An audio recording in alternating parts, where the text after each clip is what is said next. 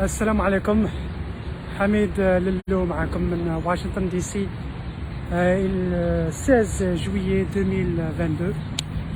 شوفوا راك نعرق l'humidité, il fait chaud.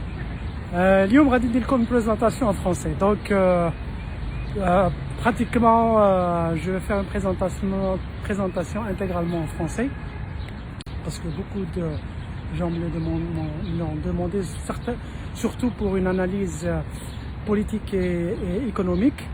Le sujet il est très important. C'est un petit peu les bruits qu'on entend sur le prochain projet du gazoduc Nigeria-Algérie-Europe ou bien Nigeria-Maroc-Europe. Donc c'est ça le sujet d'aujourd'hui. Je vais en parler, mais en attendant que les gens montent un peu, il est 11h28, je vais attendre 3 minutes et je démarre la présentation. À tout de suite.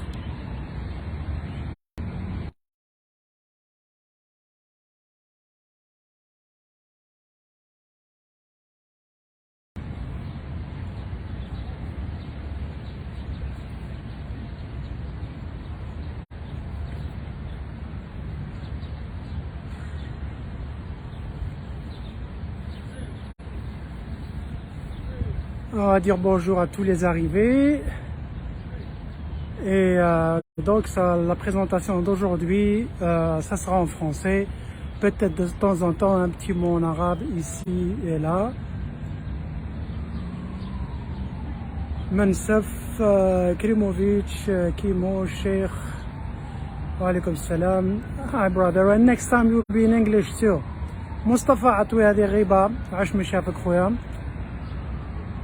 Sheikh, wa alaikum salam. Mansaf.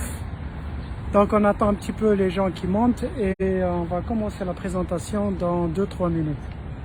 Encore une fois, la présentation, ça va être un petit peu l'analyse sur le gazoduc Nigeria-Algérie-Europe ou bien Nigeria-Maroc-Europe. Quelle est la meilleure option? Et d'autres choses intéressantes. C'était le sujet. D'ailleurs, j'étais sur Maghrebia cette semaine, j'ai pas eu le temps de m'étendre un petit peu sur cette analyse.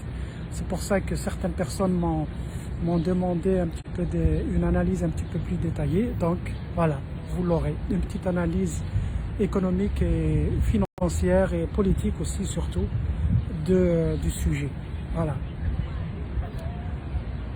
منصف دراوي الله يحفظك خويا محمد وعليكم السلام. Là il est plus de peut-être on a 32 degrés. Il fait moins chaud que le bled, moins chaud qu'en Europe, mais il fait quand même chaud. C'est surtout l'humidité, mais ça va. كاين شوية برودة.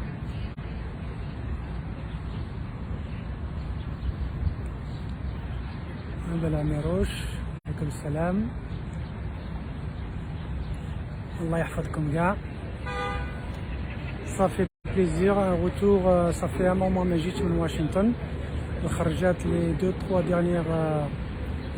dernières sorties درتهم من Jardin Hirak qui se porte bien d'ailleurs. On laisse les gens monter un petit peu plus avant de commencer cette analyse. Elle est très importante et vous allez voir, c'est une analyse très intéressante. C'est une analyse, je vais la prendre du point de vue perspective algérienne ou la perspective marocaine et dire quelle serait la meilleure au conditionnel. Peut-être les deux ne sont pas bonnes, je ne sais pas. Bon, on va voir. Abdelhadi, le plaisir est partagé. Anna Tani, Abdel Amrouche, dignité, fidélité, Yaziz Nagui. Voilà. C'est now les gens qui montent un peu plus et on commencera cette petite présentation. J'espère qu'elle va être bénéfique et vous allez l'apprécier. Et les commentaires sont les bienvenus. Voilà, encore 1 minute et je démarre.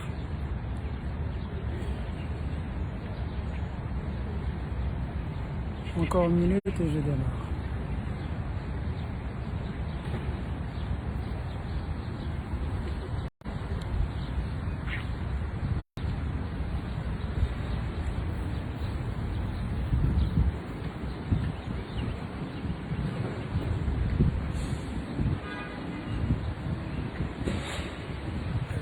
peut-être me mettre de l'autre côté. Comme ça, vous aurez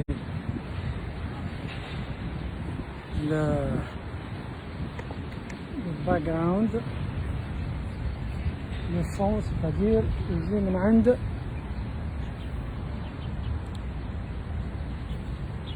فوالا نوقف هنايا. إذا السلام عليكم خوتي خواتاتي. Le sujet تاع اليوم ça va être le sujet le gazoduc Nigeria pour l'Europe. Quelle est la meilleure option? C'est le gazoduc Nigeria, Algérie, Europe ou bien Nigeria, Maroc, Europe? C'est la question. Beaucoup en parlent, surtout en Algérie et au Maroc, et chaque partie essaye de convaincre que la meilleure option c'est que le gazoduc passe par leur pays. Tout d'abord, le Nigeria, bon, c'est un des plus grands producteurs de gaz et de pétrole dans le monde, hein, le premier en Afrique. Et l'essentiel de ces ressources, elles se trouvent soit sur l'océan Atlantique, offshore, mais surtout dans une région qu'on appelle le delta du Niger. Donc le delta du Niger, c'est un fleuve qui se déverse, c'est le fleuve du Niger qui se déverse sur l'océan Atlantique. Alors, ce qui est important de savoir, c'est qu'il y a un groupe ethnique, une minorité qui habite cette région. Et cette minorité, elle se bat depuis des années, depuis l'indépendance, pour qu'elle récupère ses ressources. Parce que le gouvernement du Nigeria prend ces ressources et il les utilise ailleurs plus qu'en les investissant sur place. Donc il y a un groupe ethnique qui s'appelle Ijao. Et Ijao, c'est vraiment un petit groupe de 4 à 5 millions d'habitants parmi 170 millions d'habitants au Nigeria. Donc c'est vraiment une petite minorité. Mais ils se battent pour leurs droits depuis les années 60, 70, 80. Ils avaient déjà créé un groupe armé qui s'appelle MEND, mais ce groupe armé il s'est transformé en groupe de banditisme, corruption, vol, etc. L'idéologie politique n'est plus de mise. Donc ça c'est pour présenter un petit peu l'état des choses au niveau du Nigeria. Le Nigeria aussi est connu pour sa grande corruption. La corruption au Nigeria est beaucoup plus importante qu'en Algérie. Les généraux corrompus algériens, c'est des amateurs par rapport en face des généraux nigérians. Et l'autre chose qu'il faut connaître, c'est qu'ils ont un système, ce qu'on appelle bunkering. Bunkering, ça, c'est un système de vol. C'est pas la banque, c'est pas avec B-A-N-K-A-I-N-G, c'est B-U-N-K-R-N-I-N-G, c'est bunkering, c'est-à-dire le vol du pétrole ou là, du gaz, soit au siphonnage ou là un autre type d'escroquerie. Et donc ça c'est vous présenter un petit peu le Nigeria et le pétrole ou le gaz de Ham là où il se trouve. Bon, maintenant l'option Algérie et l'option Maroc. Pour ça on va faire une analyse qu'on appelle SWOT analysis. SWOT c'est-à-dire strength, weakness, opportunity and threat, c'est-à-dire les forces, les faiblesses, les opportunités et les menaces. Ça, c'est les 4 éléments qu'on utilise pour faire une analyse par rapport à l'investissement économique.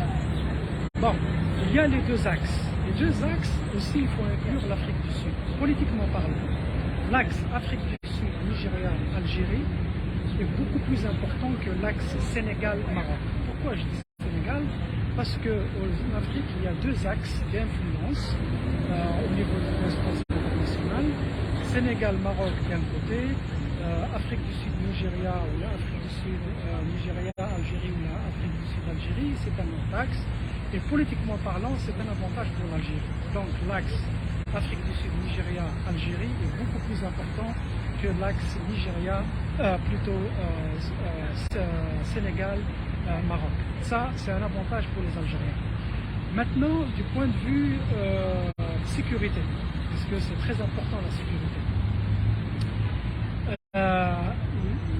Si on veut partir vers le Maroc, c'est-à-dire que le gazoduc doit traverser le delta, la région qui est en conflit, en litige, aller dans l'océan et puis remonter vers le Bénin, le Ghana, le Guinée équatoriale, Guinée-Bissau, le Sénégal, la Mauritanie, le Maroc et puis l'Europe. C'est pas une chose facile, donc les Marocains doivent travailler pour convaincre tous ces pays-là que c'est une bonne option pour eux que le gazoduc passe par les eaux territoriales de ces pays. Est-ce qu'on peut le faire dans les eaux internationales? Peut-être possible, mais ça coûtera beaucoup plus cher. Ça, c'est l'option marocaine du point de vue logistique. Du point de vue logistique, pour les Algériens, le gazoduc doit traverser le fleuve, le delta du Niger, aller vers le nord, traverser une région qui s'appelle Plateau State, c'est une région montagneuse, aller vers le Sahel, traverser la frontière du Niger, après c'est le désert nigérien, et après traverser la frontière pour aller en Algérie. Alors comment ça se présente? Au niveau de l'Algérie, il y a l'infrastructure algérienne, mais avant ça, il faut passer par et le Nigeria et le Niger. Donc les deux options présentent des avantages et des inconvénients, plutôt des inconvénients au niveau logistique et infrastructure, donc ça va être très difficile les deux. Maintenant, au niveau sécurité, c'est plutôt à l'avantage des Marocains. Je dis ça à l'avantage des Marocains parce que la réalité est que les Marocains ont besoin de sécuriser l'aval des pays où le gazoduc va traverser les eaux territoriales. Alors qu'en Algérie, il y a la région du plateau qui est difficile, mais surtout c'est la région du Sahel, le nord du Nigeria, où on a un groupe ethnique qui s'appelle Hausa Fulani, qui représente 50% de la population du Nigeria et qui est musulmane. Et en plus de ça, il y a un conflit qui dure depuis longtemps, c'est le groupe armé, le groupe terroriste Boko Haram. Donc c'est difficile de faire passer un gazoduc, c'est-à-dire il faut un investissement au niveau de la sécurité. Après ça, il faut traverser le Niger. Et le Niger aussi, il y a des turbulences par rapport au groupe armé qui se trouve dans le nord. Et aussi, il y a l'influence de la France à cause de la mine de l'uranium d'Areva. Donc voilà les deux options. Du point de vue, brièvement, vite fait, j'ai présenté un petit peu géographiquement, géologiquement et du point de vue sécurité les deux options. Maintenant, est-ce que ces options sont plutôt ces difficultés sont surmontables? Absolument.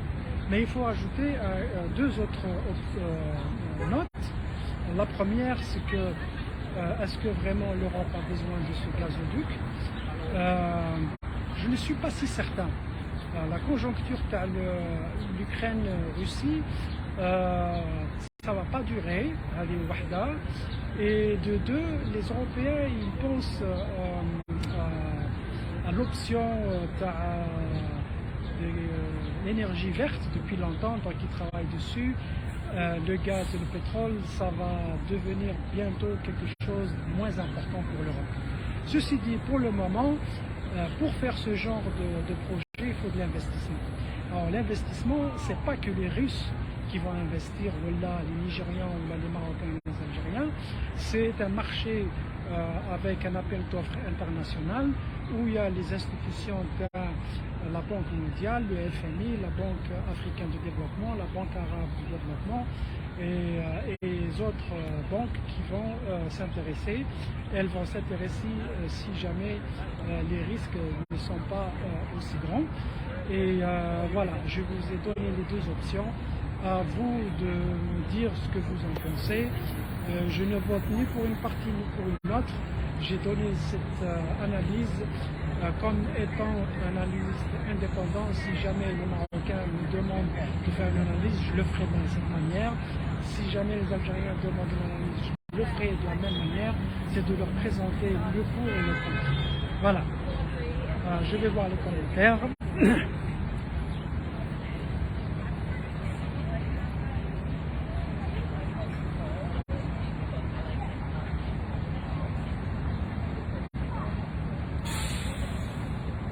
Voilà, je suis en train de lire les commentaires.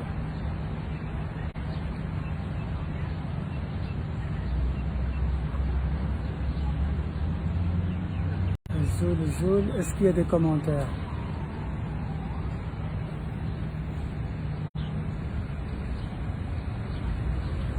La visite de Biden en Orient, je vais l'expliquer, je vais en parler. Il y a Abdallah Hadi qui demande ça, il n'y a pas de problème.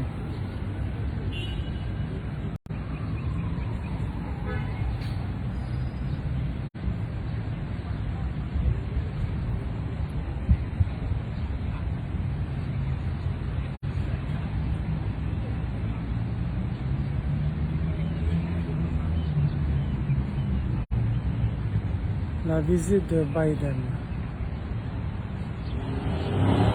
L'expérience technique dans le domaine industriel, Mounsaf Draoui, oui. L'Algérie a une expérience beaucoup plus grande au niveau de l'expertise industrielle dans la pétrochimie, etc. Mais bon, un investissement de ce genre, ça ne sera pas que Sonatrach sera une partie si jamais ils le font, mais il y aura d'autres investisseurs et d'autres compagnies internationales. C'est vrai, ça aussi c'est un très très bon point. L'Algérie présente un avantage par rapport au Maroc.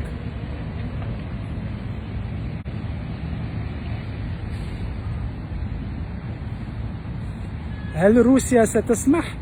روسيا تسمح، روسيا plus encore, Russia elle va investir dans ce projet. Il faut comprendre une chose. Russia maintenant va dire chantage بالغاز تاعها, mais aussi elle va essayer de récupérer les marchés là où elle les trouve. La Russie, si elle ne fait pas partie de ce projet, les autres pays vont se positionner. C'est comme ça que ça se passe. Donc effectivement, les Russes, avec leur présence militaire à travers Wagner dans le Sahel, ils vont essayer d'investir dans ce projet, si ce projet est réalisable, parce que s'ils investissent dans ce projet, c'est-à-dire ils vont récupérer une partie de ce projet. Quand tu investis dans un projet, il y a ce qu'on appelle return on investment, donc il y a un retour d'investissement, et du coup ce qui est produit voilà, ce qui est acheminé par le gazoduc, la Russie, elle va avoir un mot à dire. Au lieu de rester à l'écart, elle va en faire partie et elle va influencer et le débit, et la fréquence, et le coût, et le prix de vente de gaz. Donc oui, ils vont pas s'opposer à ce projet.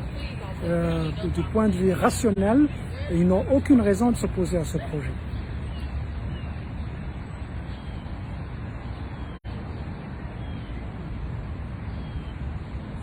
Maintenant, واحد سقساني على visite تاع Biden au Moyen-Orient, encore une partie de sa mission, c'est de sécuriser le marché mondial au niveau du gaz et du pétrole, en insistant sur l'Arabie Saoudite. L'Arabie Saoudite, ils vont répondre positivement, ils vont faire leur fanfaronnade à droite et à gauche, mais en fin de compte, ils vont obéir aux demandes américaines. باش تكون عندكم une information, le Canada et les États-Unis وحدهم, s'ils décident d'exploiter le gaz اللي عندهم, ils peuvent suffire la consommation mondiale. Donc le truc, c'est pas le problème تاع ما كاش الغاز, كاين. Ils le font pas pour deux raisons. La raison qu'ils invoquent, c'est la raison écologique, باش ما نديروش la pollution. Mais ça, je ne pense pas que ce soit la bonne raison, parce que la pollution, elle est au niveau global. Si tu parles de pollution aux États-Unis, C'est la même chose, tu ne peux pas ralentir la production aux États-Unis au nom de la protection de l'environnement, ou tu encourages la production ailleurs, parce que l'effet de serre il se fait sur toute la terre, donc on sera tous touchés, que la production soit importante aux États-Unis ou ailleurs, ça aura le même effet. Donc c'est pas réellement les causes écologiques, mais surtout les Américains et les Canadiens, ils pensent aux générations futures. Pour le moment, ils poussent les pays du Sud à produire plus. Dans 50 ans, c'est les Américains et les Canadiens qui auront l'essentiel des réserves en gaz et pétrole, et ils vont gérer le marché comme ils veulent.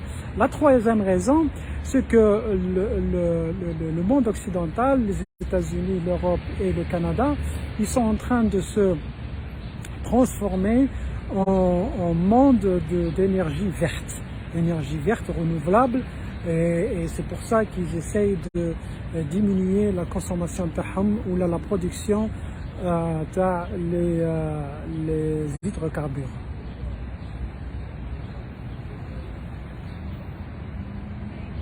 صحة عيدك خويا عز الدين توفيق. نعم خاني لسه. I have good news for today is that the political prisoner Mufida Harshi gained Balakoria. Let's all say congratulations and many more achievements, and our wishes to be released soon, Inch'Allah. Félicitations pour tous les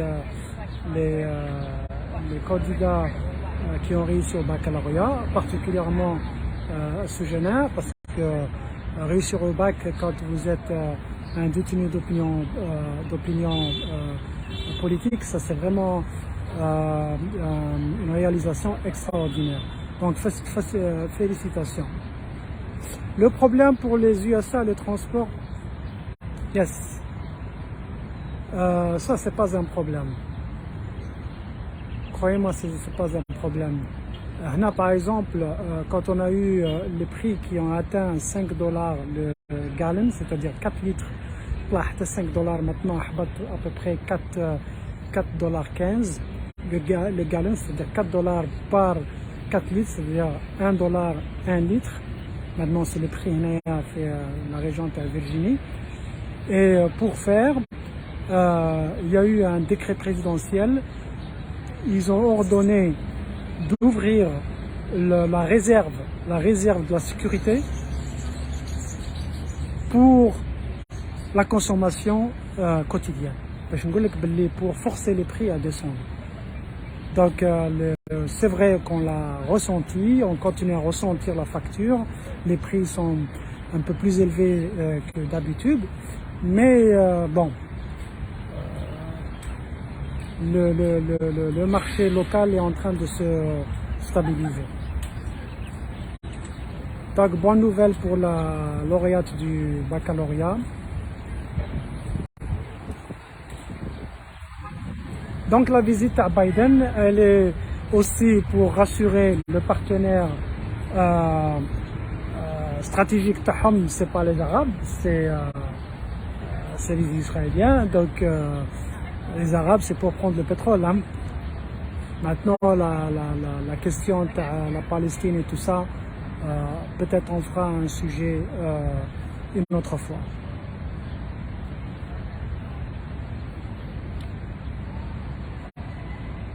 Voilà. Est-ce qu'il y a d'autres questions?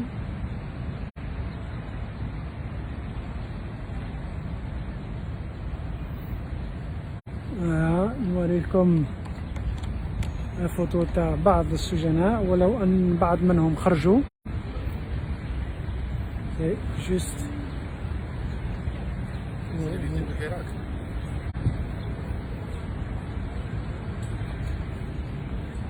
نعم. وعليكم السلام. هادو اللي ديتني تاع الحراك وحدين فيهم خرجوا والاخرين مازال. J'ai pas mis tout le monde, c'est une photo de certains détenus. هذا مازال وهذو خرجوا والاخرين غادي يزيدوا يدخلوا. سي با فيني. الديمقراطية مزيانة ليكم ولينا؟ مزيانة للعالم كامل. لا زعما في المشكل اللي خلقينه السياسيين بيناتنا. هذاك يتفاهموا بيناتهم. هما يتفاهموا بيناتهم. داكشي اللي قلتي. هما يتفاهموا. مزيانة لينا حنا الشعوب لينا وليكم. هي يتفاهموا ضد الشعوب. تماما. ويتدابزوا في المصالح تاعهم. لكن ان شاء الله خير، ان شاء الله خير. Il faut continuer. Il faut continuer, il faut s'adapter au changement et continuer à se battre. Alors moi je suis là pratiquement tous les samedis. ندير وقفة تاع نص ساعة. جميل. أنا حتى أنا كنسكن هنايا. 40 دقيقة من أي منطقة أنت في المغرب؟ أنا كازاوي ولكن أمي أمازيغية.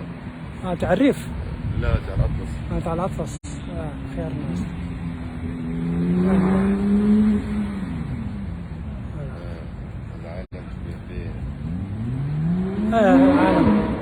هذا العالم ترفدوا في الجزائر.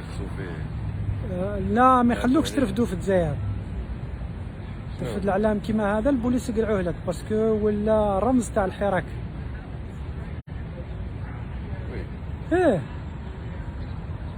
العالم ديال الجزائر. العالم ديال الجزائري هما يستعملوه في المناسبات بصح الشعب يتمشي به برا يشكوا عليه باللي حراكي. Hi, how are you? Are you familiar with this issue? This is democracy in Algeria. I've been doing this for 4 years now. Do you post it somewhere? Yeah, you can go to Facebook. Oh, my business card, I don't have it. Just Hirak, Algeria, and it pops up, yes. Why do you keep holding it? Is it live? It is live. I go live for just half an hour. It's live right now? It is. Yeah. I'm not showing your face. Will I end up on the poster? So maybe the FBI will come in. I'll be at the bottom. You will be in the bottom or in the back because this is not the whole list. Oh shit. These are only a few. So let me read and some of them they go in and out. They go in and out. It has been going on since 2019. Actually, it has been going on since 1962. Wow. And we will prevail sooner or later. So what's the demand? The demand is just democracy and freedom. So what's happening? So they're just non-violent protests? This is a non-violent protest under different forms. They used to go out by millions every Friday, and despite their military opposition. Yeah, the military was their response was brutal, as usual, but people continue to be peaceful, and the struggle is at different levels, and the civil society is organizing itself more and more, and I think we will have a how do you say that? The outcome would be positive soon. We're hoping. Right now, would you say it's a right now, dictatorship? It's a military dictatorship under supposedly civilian rule. So the president is a civilian, but he's a puppet. They put him there through rigged elections, and he obeys to their orders, of course. And they show the face of an elected government with elected institutions, but the people and institutions, they are docile to their services, right. And they when you talk to international partners, including the U.S., they talk about stability, but it's not stability; it's a status quo.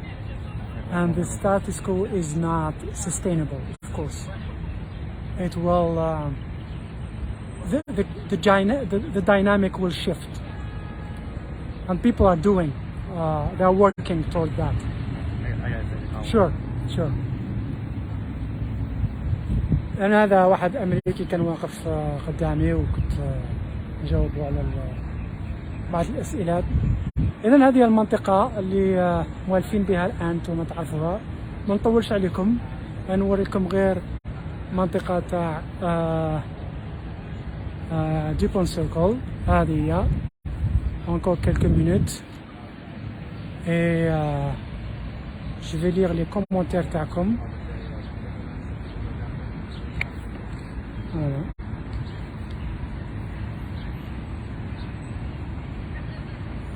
Alaikum salam. Azul. I am doing well, brother. Nordin Abdelk تاع ألمانيا. فريد منصور زيان فرح.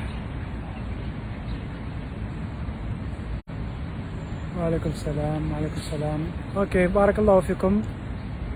اذا ça c'était une petite présentation من Dupont Circle. كريم خويا كريم مرحبا بك. شفيق روزا.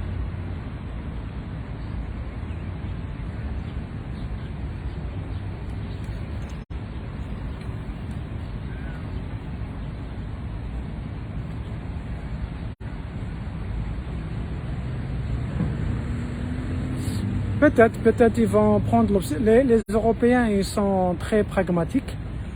L'option Algérie ou le Maroc pour le gazoduc, ça dépendra. Comme l'analyse, qu'il y a les pour et le contre, les deux côtés. Les deux côtés présentent des avantages et des inconvénients. Et ça, c'est marouf. Tu fais une étude, tu vois il y a des avantages et des inconvénients. Du point de vue géologique, du point de vue géographique, du point de vue sécuritaire, du point de vue financier. Après tout ça, tu vas aussi considérer le point de vue politique. Ils vont décider. La décision, elle n'est pas européenne. Hein. La décision, c'est pas seulement européen. La décision, c'est celui qui va réellement investir. En fin de compte, c'est l'investisseur. Est-ce que l'investisseur, ça va être majorité européenne ou là, c'est un conglomérat de banquiers ou là d'investisseurs internationaux ou là la Russie ou là la Chine ou là. La décision ماهيش في يد l'Europe ولا c'est l'investisseur. شكون اللي عنده les moyens financiers, techniques et opérationnels pour faire ça. Et هذاك اللي عنده les moyens, il va réfléchir sur différents niveaux. كما قلت لكم déjà financièrement il faut que ça soit rentable. Sinon à quoi ça sert? Mais je pense que une des analyses que je ferai, c'est de dire que هذا le projet c'est un projet mort-né. يعني déjà mettre في كرشمو. Parce que je ne vois pas les Européens investir dans un projet de long terme qui nécessite un méga investissement et enfin ils vont trouver des ressources ailleurs. Et d'ailleurs comme même la Norvège et la Hollande, si vraiment ils exploitent leurs ressources, ils peuvent suffire le marché européen. Donc c'est peut-être un projet mort-né et peut-être et l'Algérie et le Maroc le savent, mais ils utilisent ça pour leurs besoins internes politiques, besoins politiques internes. يهفوا بها الشعب. Peut-être.